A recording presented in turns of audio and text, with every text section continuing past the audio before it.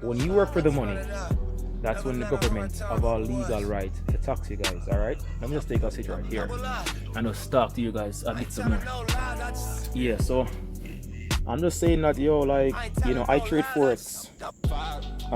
I've been trading forex for almost 2 years now, and let me tell you guys, the journey. Yo, initially I thought it was a sprint.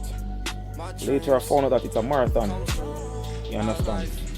And what we use the laws of compounding interest, because when you use compounding interest, your money literally grows at a rapid rate. Let me use the word rapid.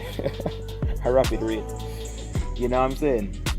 And it's just amazing. It's amazing when you work together, not just yourself. Your team. You have a team of traders. You know what I mean? Both experience, inexperienced, everyone working together for one common goal,